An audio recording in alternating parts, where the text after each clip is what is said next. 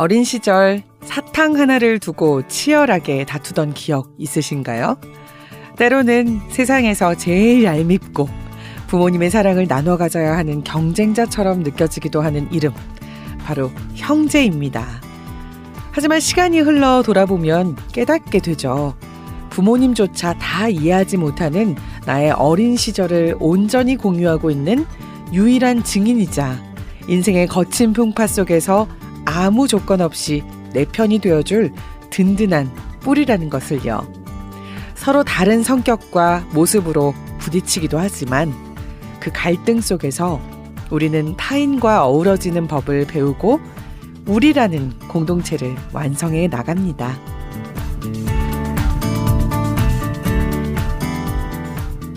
소망의 여인들 청취자 여러분, 안녕하세요. 하나님의 사랑과 소망을 전하는 소망의 여인들입니다. 저는 전현주고요. 안녕하세요. 김은진입니다. 오늘도 이 시간 여러분들과 함께 할 수 있어서 참 감사합니다. 네, 저도 참 감사합니다. 사모님, 오늘 주제는 바로 형제 관계인데요. 미우나 고우나 내 생에 가장 긴 시간을 함께 걸어갈 소중한 동반자, 이 형제 관계에 대해 깊이 있게 이야기를 나눠보도록 하겠습니다. 네, 형제라는 말에 웃음이 먼저 나는 분도 계실 것이고 또 한숨이 나오는 분도 계실 것 같아요. 맞아요. 아시다시피 저는 아이가 5인데 아이들을 보면 정말 다양한 생각이 떠오릅니다. 네, 5이면 집이 조용할 날이 거의 없죠? 없어요. 그냥 거의가 아니라 없고요. 이렇게 같은 장난감을 잡고 싸우다가도 잠깐 뒤에는 꼭 붙어 앉아 있는 모습을 보면 웃음이 나더라고요. 아이들을 보면서 늘 느끼는 게 형제는 세상에서 가장 가까이 있지만 가장 다르기도 한 그런 관계라는 겁니다. 우리가 부모를 선택할 수 없듯이 형제도 선택할 수 없잖아요. 그래서 형제는 연습 없이 주어지는 어떤 인생 첫 인간관계 같아요. 사모님은 형제가 어떻게 되세요? 저희는 사남매입니다. 와, 네. 형제 간의 우애가 어떻게 돈독하신 편인가요? 예, 돈독한 편입니다. 북한에서 살 때 저희 가정에 어려움이 이렇게 처해졌었는데 그러다 보니까 세상 사람들은 막 비난하고 손가락질 하잖아요. 네. 그런데 우리 가족이니까 그냥 똘똘 뭉치게 되고 서로 막 지지해주고 그렇게 격려해주고, 예, 보듬어주고. 혹시 그래서, 지금 모두 같이 한국에 지내고 계신가요? 나는 아닙니다. 예. 사실은 함께 남쪽으로 오던 언니가 붙잡혀서 북송되어서 지금 행방을 모르고 있어요. 어떻게 됐는지 언니의 상황을 지금 잘 모르고 있는 상황이고요. 네, 그래서 언니 얘기를 하면은 막 울컥하는 것 같아요. 그러네요. 예. 저희가 보통 탈북해서 올 때 탈북민들이 삼국을 거쳐서 오게 되는데 중국에 왔다가 이제 몽골을 통해서 오던 중에 몽골 국경에서 일행이 중국 공안에 발각이 되었어요. 그래서 언니가 붙잡히고 북송되게 되었어요. 그래서 북한의 보위부에 끌려서 이렇게 나간 것까지 확인이 되었고 그 후의 소식은 지금 모르는 상황입니다. 그런 마음 아픈 사연이 있으셨군요. 네. 어디에 계시든 사모님의 언니에게 더 큰 하나님의 은혜가 함께 하셨을 거라고 믿습니다. 네, 저도 그렇게 믿고 또 확신합니다. 네. 오늘 이 방송을 듣고 계신 분들 중에도 형제나 자매를 이루신 분들이 계실 텐데요. 이 세상에서는 만날 수 없지만 영원한 주님의 나라에서 함께 하실 수 있다는 사실을 믿고 믿음을 잘 지키셨으면 좋겠습니다. 네. 오늘 방송을 들으시면서 옆에 있는 형제 자매 또는 멀리 있거나 만날 수 없는 형제 자매를 잠시 생각하는 시간이 되셨으면 좋겠습니다.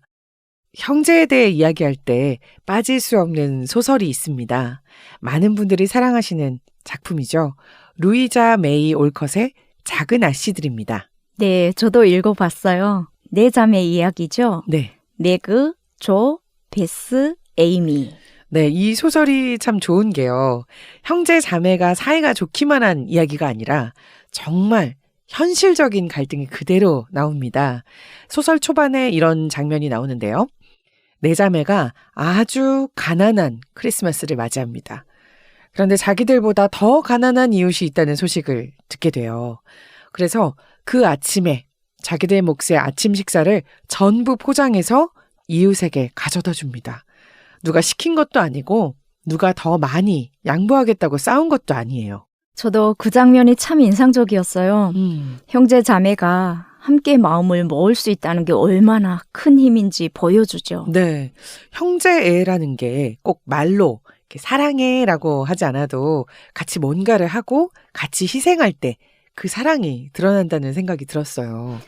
근데 이 자매들 싸움도 정말 크게 하잖아요. 그렇죠. 특히 조와 에이미. 이거는 정말 형제 갈등의 교과서 같은 장면인데요. 조는 작가가 되는 게 꿈이었습니다. 자신이 소중하게 써왔던 원고가 담긴 그 공책을 에이미가 태워버리는 그런 사건이 일어납니다. 조에게는 그 공책이 자신의 꿈이었고 또 인생의 전부 같은 거였는데 그걸 동생이 홧김에 이렇게 불태워버렸으니까 조가 얼마나 화가 났겠어요? 그래서 저는 에이미야 말도 안 하고 눈도 안 마주치고요. 아유, 저라도 그랬을 것 같아요. 그렇게 시간이 지나고 에이미가 꽁꽁 언 강 위에서 스케이트를 타다가 얼음이 된 그 강에 빠지는 사건이 발생을 하는데요. 조가 급히 에이미를 구하죠. 동생이 죽을 뻔하게 되자 조는 동생이 얼마나 소중한 존재인지 그때 깨닫게 되죠. 그리고 서로를 용서하게 됩니다. 아주 훈훈한 결말입니다. 네. 형제애라는 게 평소엔 잘 모르다가 위기 속에서 진짜 모습이 드러나는 것 같습니다. 네. 이 소설은 형제라는 게 항상 다정한 게 아니라 함께 견디는 시간 속에서 자라는 사랑이라는 걸 보여줍니다. 형제 자매들은 늘 곁에 있고 함께하기에 서로의 소중함을 잘 모르죠. 그래서 작은 일로도 서로를 원망하고 미워하고 때로는 다투기도 하면서 서로의 마음을 상하게 합니다. 네. 그렇지만 세상에서 가장 소중한 나의 편이고 또 나의 친구가 되는 건 나의 형제 자매라는 걸 또 깨닫게 된답니다. 우리나라의 전래동화에서 아주 사이좋은 형제 이야기 하나가 있는데요. 바로 의좋은 형제입니다. 아마 많은 분들이 어릴 때 한 번쯤 들어보셨을 거예요. 옛날에 부모를 여의고 서로 의지하며 살아가는 두 형제가 있었습니다. 형은 결혼해서 가정을 이뤘고 동생은 혼자 살고 있었죠. 둘은 같은 논에서 농사를 지었고 추수한 곡식도 똑같이 나눠 가졌어요. 그런데 어느 날 밤 형이 누워서 이런 생각을 합니다. 동생은 혼자인데 내가 가진 쌀을 좀 더 가져다 줘야 하지 않을까? 그래서 아무 말도 하지 않고 자기 몫의 쌀을 몰래 동생의 곳간에 옮겨 놓죠. 그런데 같은 밤 동생도 잠을 이루지 못합니다. 형은 가족이 있으니 쌀이 더 필요할 거야. 그래서 동생도 자기의 몫의 쌀을 몰래 형의 곳간에 옮깁니다. 이게 며칠 동안 계속되죠. 쌀이 줄지도 않고 늘지도 않는 이상한 일이 벌어지게 됩니다. 결국 어느 날 밤 두 형제가 달빛 아래서 마주칩니다. 서로 손에 쌀자루를 들고 있었겠네요. 그렇죠? 그리고 그제서야 알게 되죠. 아, 우리 집에 쌀이 줄어들지 않는 이유가 이것이었구나. 둘은 마주보며 말없이 웃다가 서로를 꼭 껴안아줍니다. 이 이야기 속 두 형제는 말로 서로에 대한 마음을 표현하지 않았죠. 누가 더 잘났는지, 누가 더 희생했는지 따지지도 않았죠. 서로의 상황을 먼저 생각하는 마음.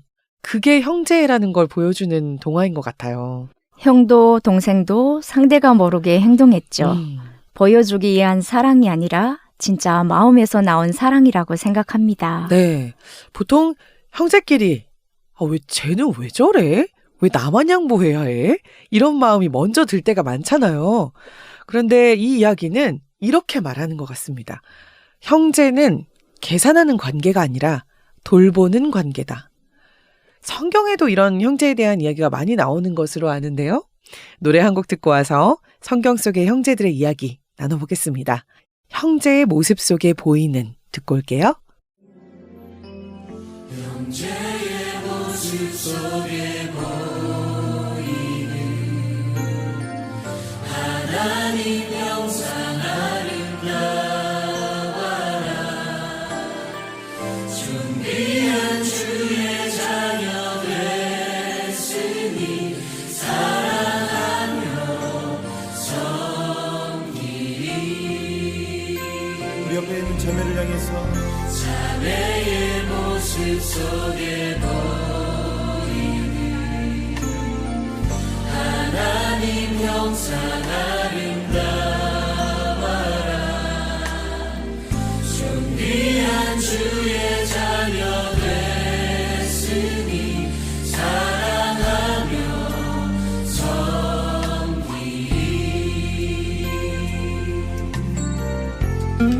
이 시간 우리 옆에 있는 분들에게 좀 나아가서 주님의 사랑으로 사랑합니다. 또 당신 하나님의 놀라운 걸작품입니다. 우리 함께 좀 서로를 축복했으면 좋겠습니다. 우리가 서로 사랑하면 이로써 모든 사람이 너희가 내 제자인 줄 알라고 주님 말씀하셨습니다. 우리에게 이 놀라운 사랑을 보이신 하나님을 향해서 이 시간 함께 노래합시다.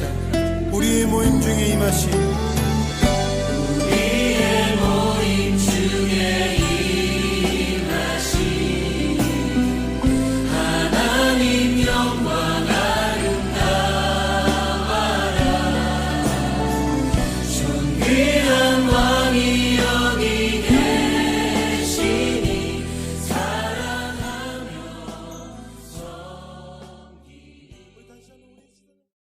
여러분은 지금 소망의 여인들을 듣고 계십니다. 자, 이제 성경 속 형제 이야기로 가볼까요? 사모님, 성경 속의 형제 하면 어떤 형제들이 가장 먼저 떠오르시나요? 저는 가인과 아벨이 가장 먼저 떠오릅니다. 네, 천지 창조 이후 성경에서 가장 먼저 소개되는 형제죠. 그러면서도 또 안타까운 형제이기도 하고요. 네, 그렇습니다. 아담과 하와가 아름다운 에덴 동산에서 하나님이 먹지 말라고 하신 열매를 따먹고 쫓겨나게 됩니다. 하나님은 동산의 모든 실과를 마음대로 먹되 선과 악을 알게 하는 열매를 먹어서는 안 된다고 분명 말씀하셨죠. 우리는 그 열매를 편의상 선악과라고 부르는데 선악과는 하나님과 우리 인간 사이에 중요한 약속이었습니다. 쫓겨난 아담과 하와가 낳은 아들이 바로 가인과 아벨이죠. 가인과 아벨 두 형제는 하나님께 제사를 드렸어요. 가인은 농사를 짓는 사람이었으므로 땅의 소산으로, 아벨은 목축을 하는 사람이었기 때문에 양의 첫 새끼와 그 기름으로 드렸습니다. 그런데 여기서 문제가 발생합니다. 성경에는 이렇게 기록되어 있습니다. 여호와께서 아벨과 그의 제물은 받으셨으나 가인과 그의 제물은 받지 아니하신지라. 성경은 가인이 몹시 분하여 안색이 변하였다고 기록합니다. 그때 하나님이 가인에게 말씀하시죠. 내가 선을 행하면 어찌 낯을 들지 못하겠느냐. 죄가 문에 엎드려 있느니라. 너는 죄를 다스릴지니라. 하나님은 가인을 사랑하셨네요.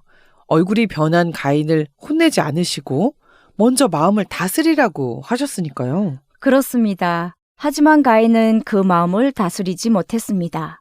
화를 참지 못했죠. 동생이 질투가 나기도 했을 거예요. 그렇죠. 결국 둘러 아벨을 데리고 나가 동생을 쳐 죽입니다. 인류 역사상 첫 살인입니다. 그것도 형이 동생을 죽인 큰 사건이죠. 이때 하나님은 가인에게 물으십니다. 네 아우 아벨이 어디 있느냐? 가인의 대답은 너무나 유명하죠. 내가 내 아우를 지키는 자니까? 형제라면 서로를 지켜줘야 하죠. 가인의 대답에는 여러 가지 죄악이 들어있었어요. 동생과 나는 상관없는 사람이다. 형제를 부인하죠. 또한 자신의 살인에 대한 부정으로 하나님께 거짓말을 한 거죠. 네. 어떻게 보면 가인의 모습은 우리 안에도 있지 않을까요? 형제가 더 잘 될 때, 인정받을 때, 부모의 사랑을 더 받는 것처럼 느껴질 때 나도 모르게 이 형제와 자매를 미워하게 되지 않나요? 그럴 수도 있지만 그때 드는 질투의 마음을 다스리지 않으면 형제는 파괴되고 맙니다. 그렇죠.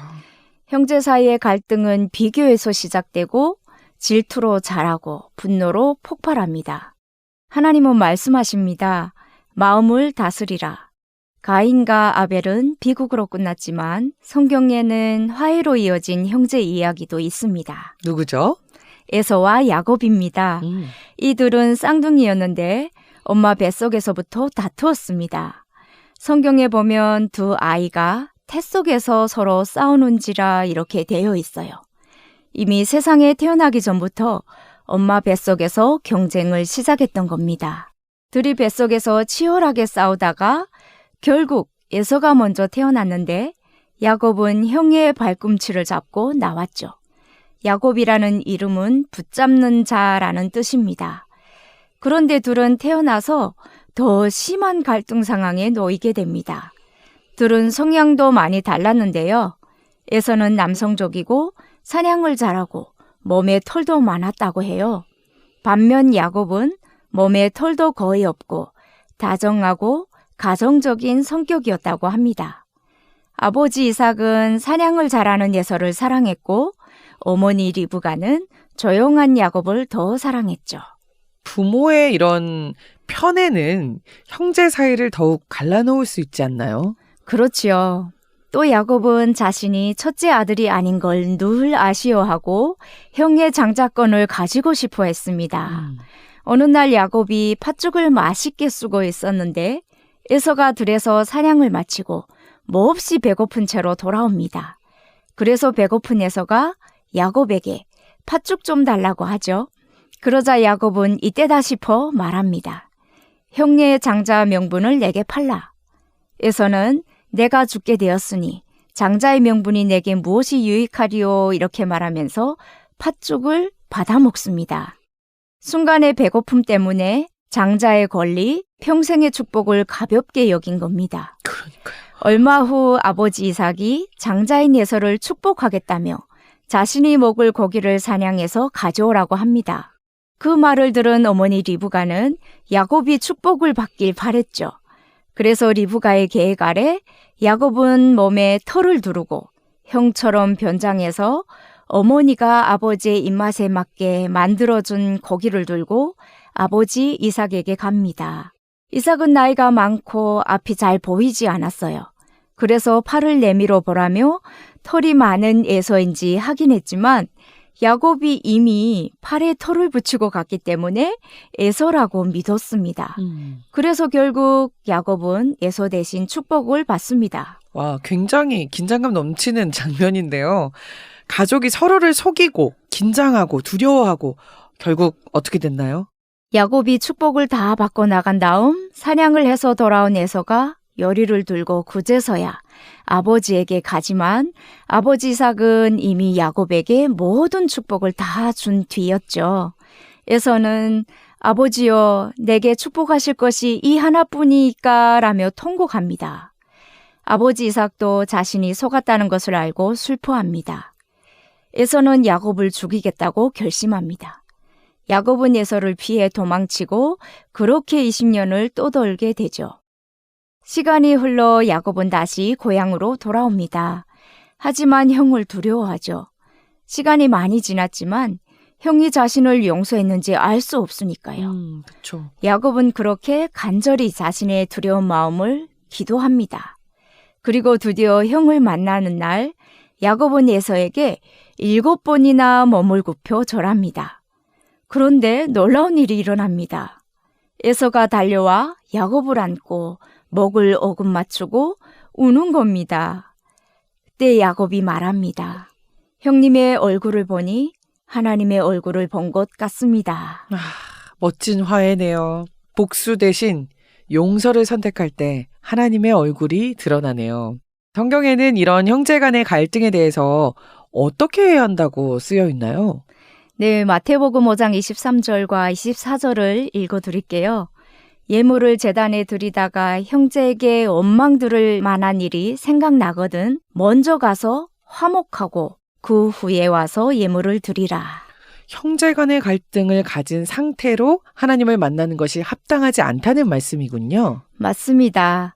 당시 제사는 하나님께 드리는 가장 거룩한 행위였습니다. 그런데 예수님은 형제와 깨진 관계를 가지고 불편한 마음으로 하나님께 예배하지 말라고 하십니다. 성경에는 형제 자매가 서로 사랑해야 한다는 말씀이 여러 구절에 나오는데요. 로마서 12장 10절 형제를 사랑하여 서로 우애하고 존경하기를 서로 먼저 하며 또 히브리서 13장 1절에는 형제 사랑하기를 계속하고 요한일서 4장 20절 보는 바 그 형제를 사랑하지 아니하는 자는 보지 못하는 바 하나님을 사랑할 수 없느니라 이렇게 나와 있습니다. 또 시편 133편 1절에는 보라 형제가 연합하여 동거함이 어찌 그리 선하고 아름다운고라고 쓰여 있는데 이 구절을 보면 하나님께서 형제 간의 우애를 얼마나 중요하게 생각하시는지 알 수 있죠.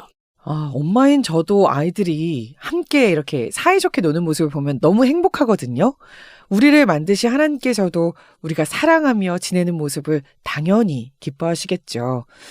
제가 아주 감명 깊게 읽은 책에 쌍둥이 형제 이야기가 있어요. 쌍둥이 형제는 어려서부터 많이 달랐는데 형은 훌륭한 목사님이 되고 동생은 깡패가 됐어요. 그런데 동생이 다른 조직과 싸움이 붙어서 사람을 16명이나 죽이고 경찰에 쫓기게 된 거예요. 근데 동생은 형이 있는 교회를 찾아갔죠. 피 묻은 채 칼을 들고 온 동생을 보자 형은 아무 말도 안 하고 동생과 옷을 바꾸어 입었습니다. 그리고 경찰이 찾아왔죠. 경찰들은 형을 동생으로 알고 잡아갔겠네요. 네. 형이 동생 대신 잡혀가서 결국 사형을 당합니다. 그리고 형이 동생에게 마지막으로 남긴 편지가 전해집니다. 사랑하는 동생아, 난 널 대신해서 죽을 거야. 너의 모든 죄를 내가 안고 죽는 거야. 그러니 너는 아무 죄가 없단다. 이제 너는 더 이상 죄를 짓지 말고 날 대신해 나로 살아가렴. 너무 감동적인 형제의 이야기네요. 그렇죠. 용서하고 사랑하고 대신 죽기까지 하는 멋진 형제의 이야기인데요. 그런데 만일 동생이 다시 죄를 짓는다면 형의 죽음은 아무 의미가 없겠죠. 하지만 동생이 죄를 뉘우치고 형처럼 하나님과 이웃을 사랑하는 목사님으로 잘 살아간다면 형의 죽음은 의미가 있죠. 그런데 그거 아세요? 예수님은 우리를 형제라 부르셨습니다. 히브리서 2장 11절에 보면 예수님은 우리를 형제라 부르시기를 부끄러워하지 않으신다고 쓰여 있습니다. 그리고 예수님께서 우리를 위해 대신 돌아가셨죠. 저와 여러분 한 분 한 분을 위해 우리가 예수님께서 우리를 위해 돌아가신 사실을 믿고 예수님처럼 살아간다면 우리는 영원한 생명을 약속받습니다. 예수님의 죽음이 의미 있어지는 거죠. 네, 영원한 생명이란 이 세상에서 영원히 산다는 의미가 아닙니다. 천국에서의 영원한 삶이 우리에게 보장되어 있습니다. 오늘 이 말씀을 붙들고 우리 가정의 형제 관계를 돌아보면 좋겠습니다. 혹시 화해해야 할 형제가 있지는 않은지요? 우리가 부족하고 연약할 때에도 예수님은 끝까지 우리의 형제가 되어주십니다. 오늘 방송을 듣는 분들 가운데 형제와 멀어진 분들이 있다면 이 성경 말씀을 기억해 주세요. 형제를 사랑하기를 계속하라. 하나님은 막힌 담을 허시고 끊어진 형제 관계도 다시 이어주시는 분이십니다. 그분을 의지해 보세요.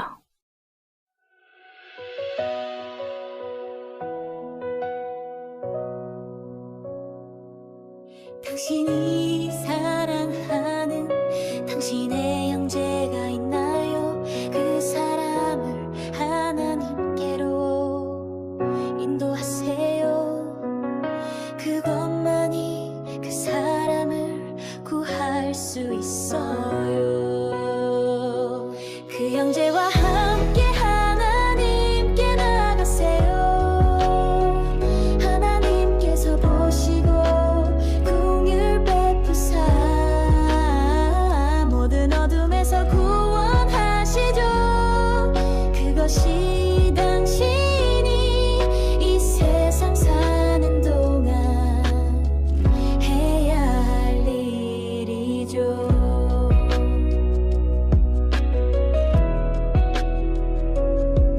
어둠 속 고통받는 당신의 형제를 보고만 있어야 하나요? 아무것도 할 수 상황 속에서 용기 내어 사랑으로 손을 내밀 때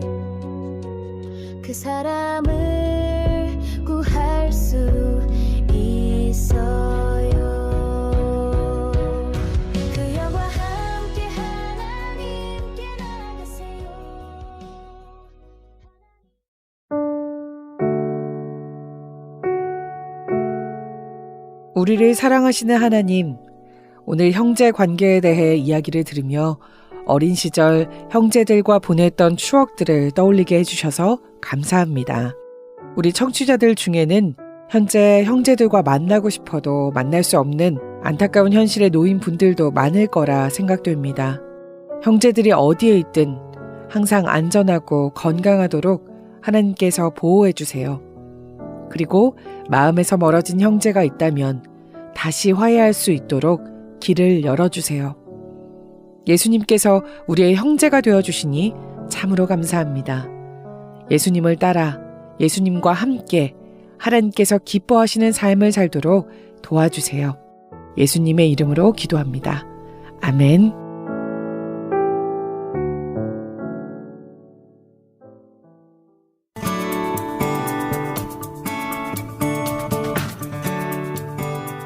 소망의 여인들 청취자 여러분, 오늘 이 방송을 통해 여러분의 형제 관계 위에 하나님의 평안이 다시 흐르기를 기도합니다. 오늘도 주 안에서 형제의 기쁨을 누리시길 바랍니다. 감사합니다. 안녕히 계세요.